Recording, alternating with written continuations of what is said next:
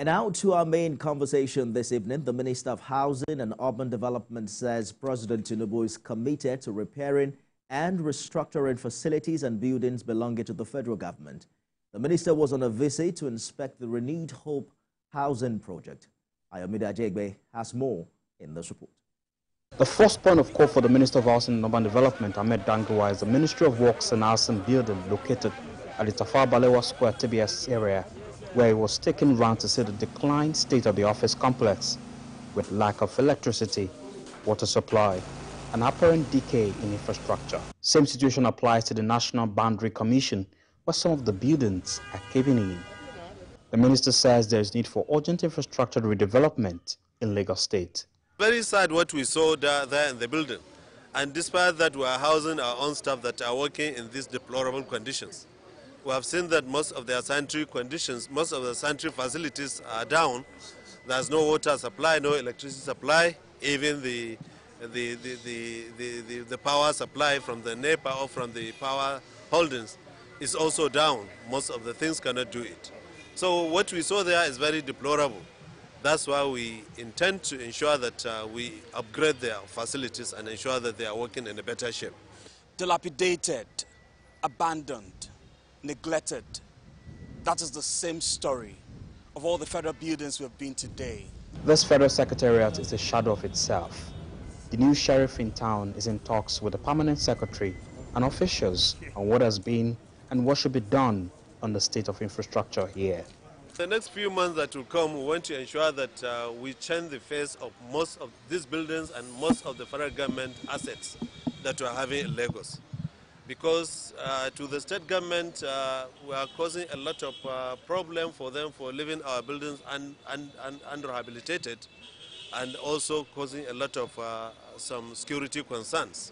Next point of call is the Federal Ministry of Works and Housing Building Craft Training School, where the minister says there will be more concentration on this facility in 2025 with a skills acquisition program for young people coming on board. We intend to launch the National Artisan Skill Acquisition Program for our teaming youth that are on the streets, so that we train them, and we want to bring them throughout this southwestern region into this facility, because it's fully equipped with workshops, classrooms, and even hostel accommodation in the nearby facility that belongs to this.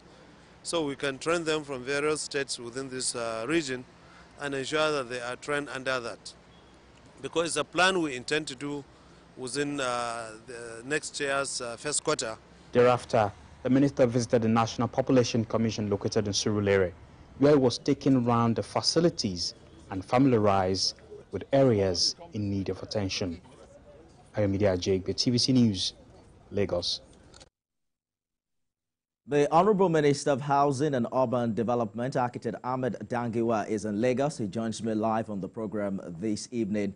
Honorable Minister, welcome to Lagos. How's the Center of Excellence treating you? Hello, thank you very much, TVC, and good evening. Good evening.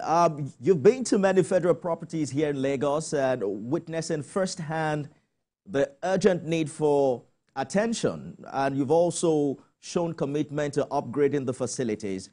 But do you think we've been able to identify what the real issues really are here? What do you think we have to fix systemically such that federal government assets will be maintained regularly without relying on ministerial visits like this? Well, as far as we are concerned, it's due to neglect.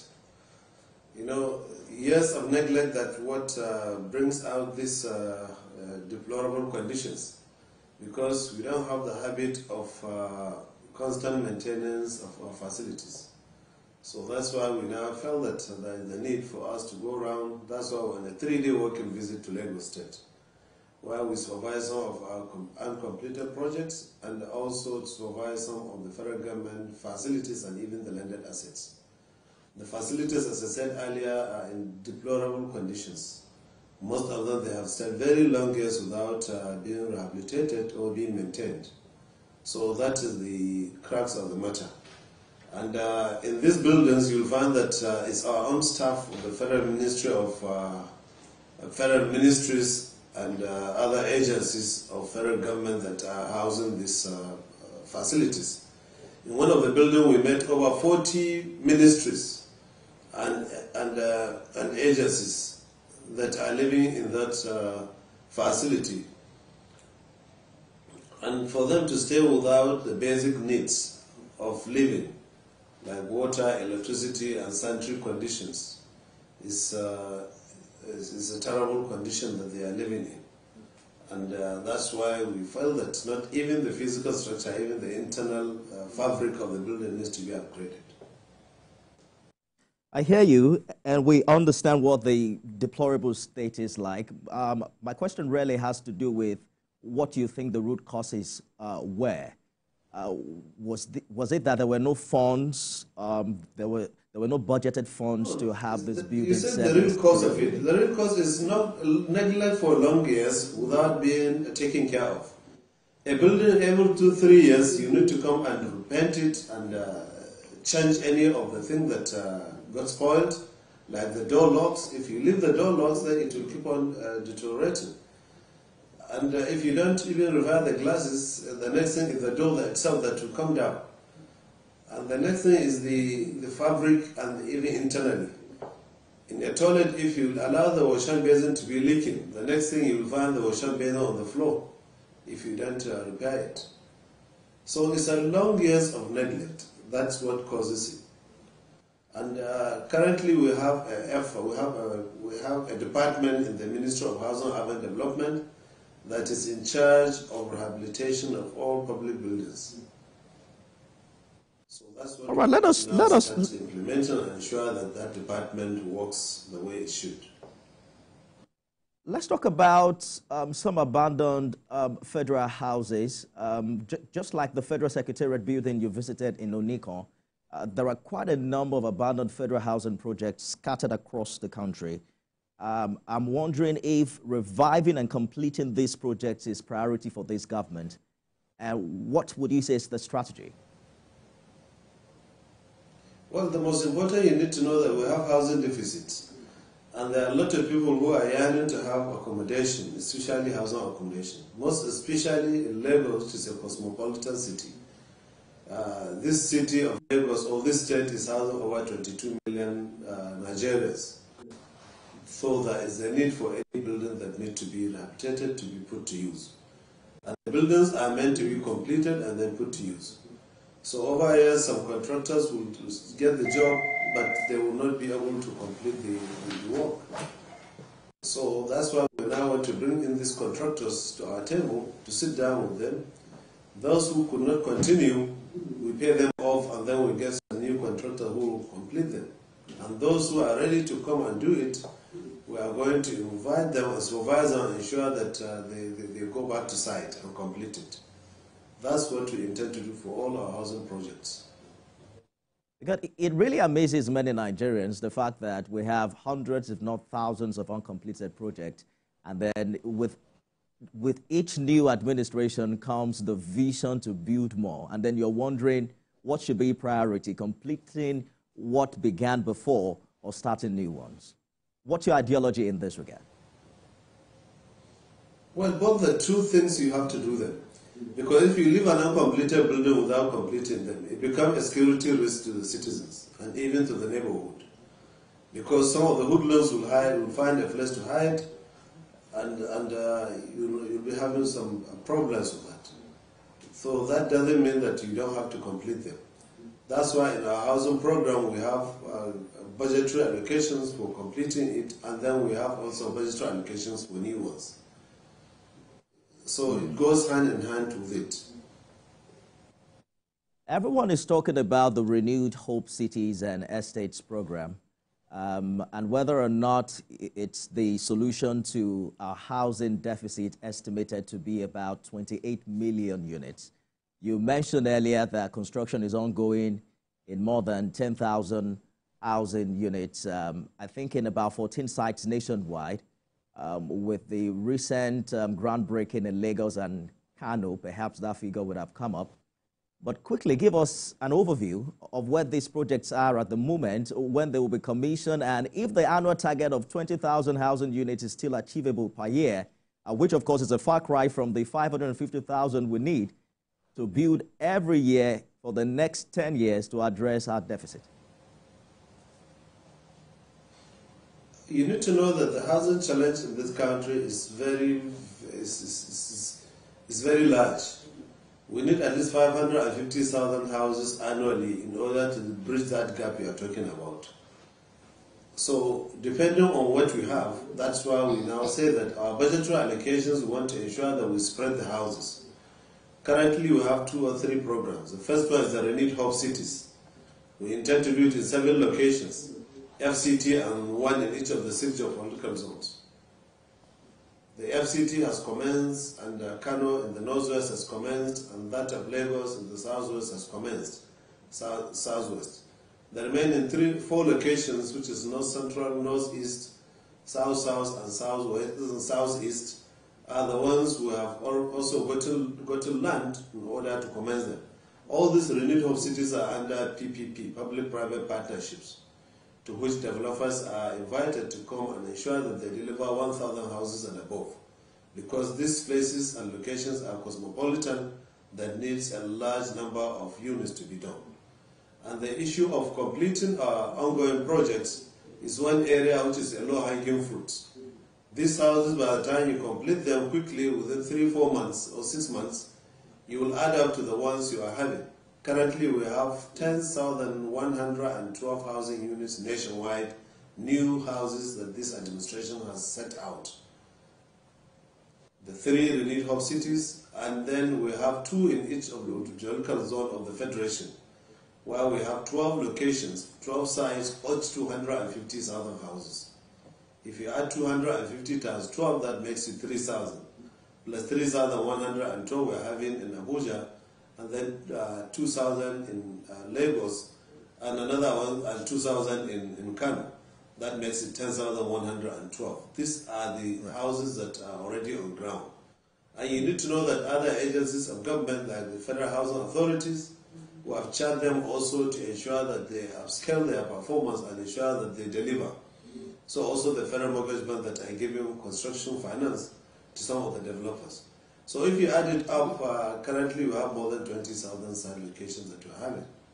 So we are on course, and we assure you that by next year when we are very much clear with the PPP arrangement, more developers will come on board, and then more houses will be churned out in these 4 locations that are yet to take place. Honorable Minister, let's go on a short break and we'll be back with more. Stay with us, everyone.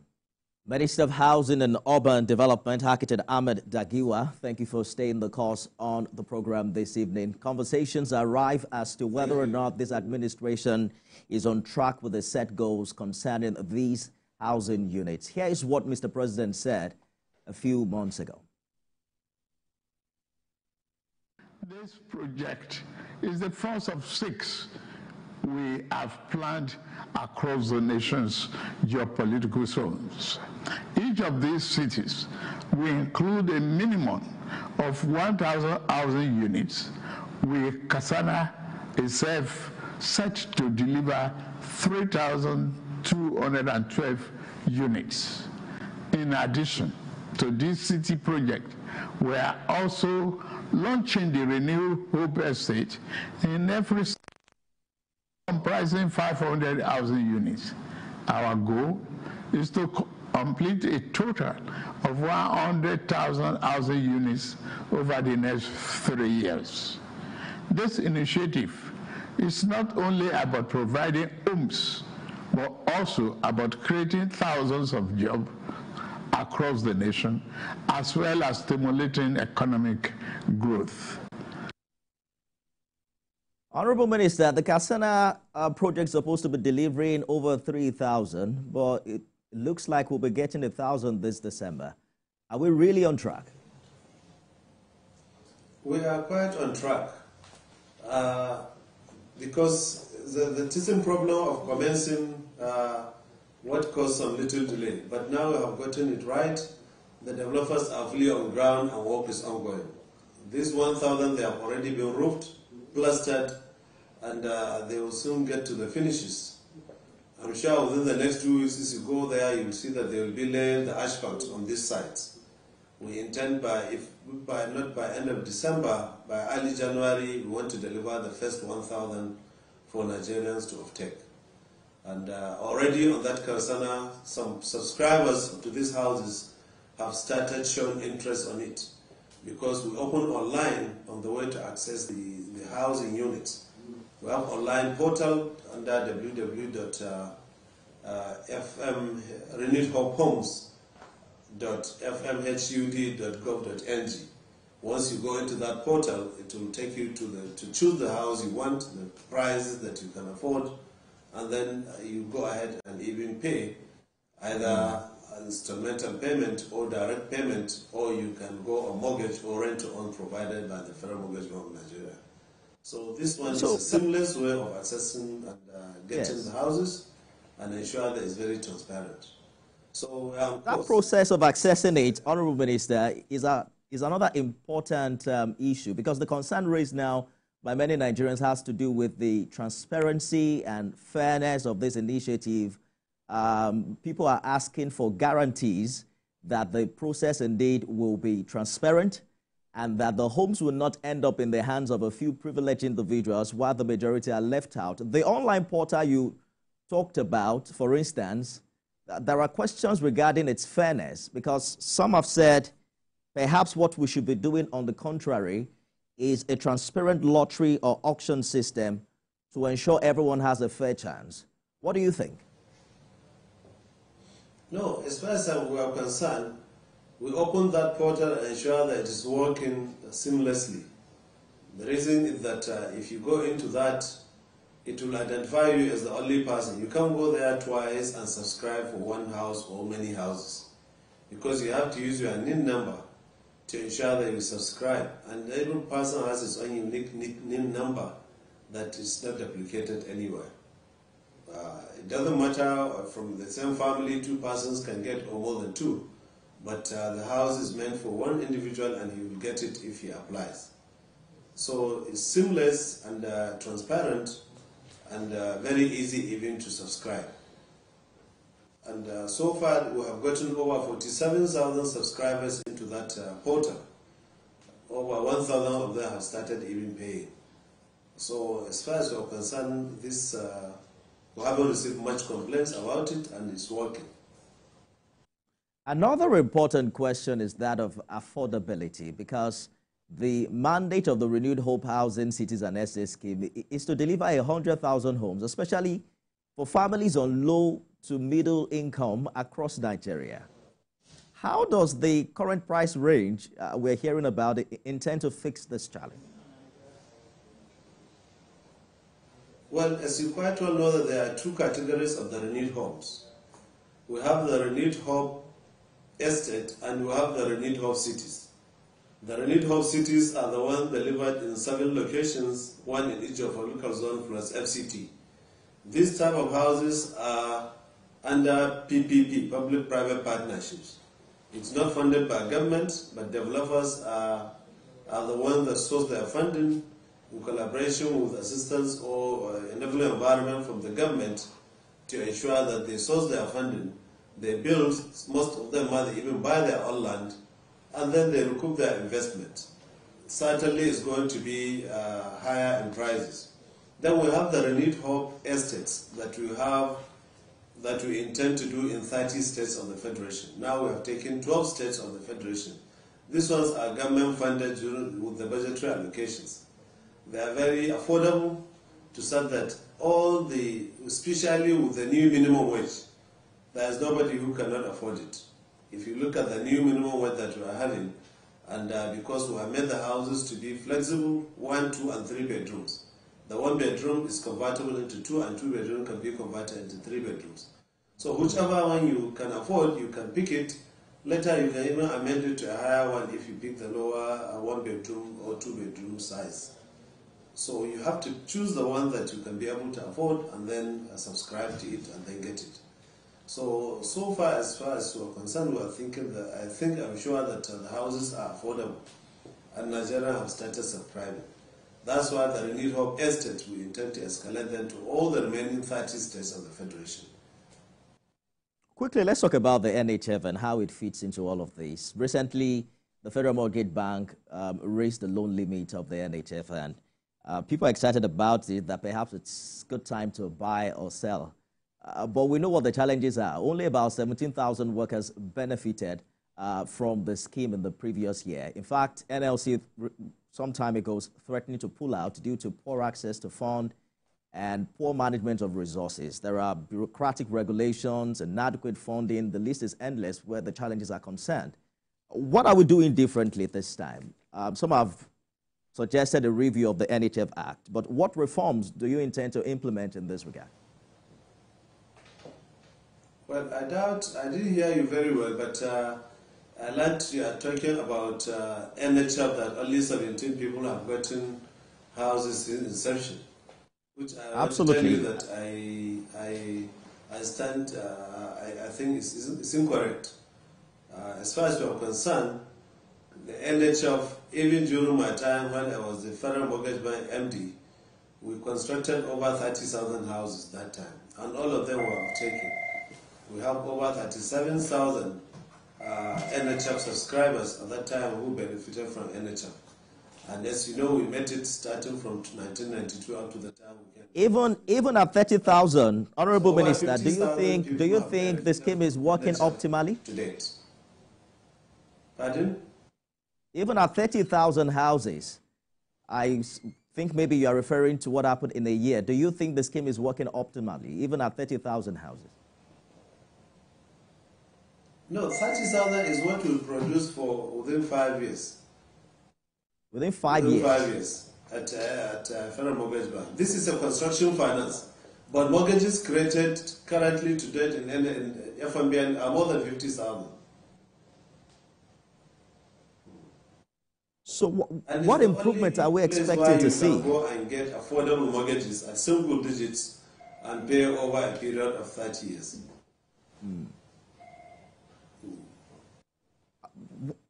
Do we intend to make this a seamless process? Because the feedback we're getting from workers, have been a long wielding process that makes it practically that makes the process not seamless at all. Quite well, because I learned that the Federal Mortgage Bank of Nigeria now have installed a mortgage banking software, whereby people can even apply online and then get a mortgage. Even this Kasana we are doing, we have integrated with them to ensure that they have that access to mortgage. As you quite well know, that it's an institution whereby they have a board, and that board sits every 3 months. So some of the applications that have been processed, they have to wait till when the board sits, and then they are approved, and then people will get their own loan. But it has to be within a maximum of 3 months. Currently, this is what FMBN is doing. And currently, even they don't have board. I know that I've approved for them many of the mortgages that they have created. It's a good place to live. Because now there's a technology of software and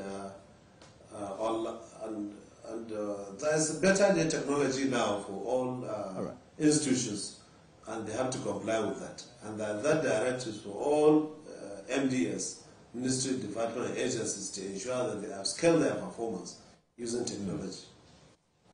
Architect Ahmed Dangiwa is Honorable Minister of Housing and Urban Development. Thank you for talking to us on the program this hour. Thank you very much. And that's our show today, everyone. You can watch it again at midnight and at 6 a.m. tomorrow. I am Nifemi Okuntoye.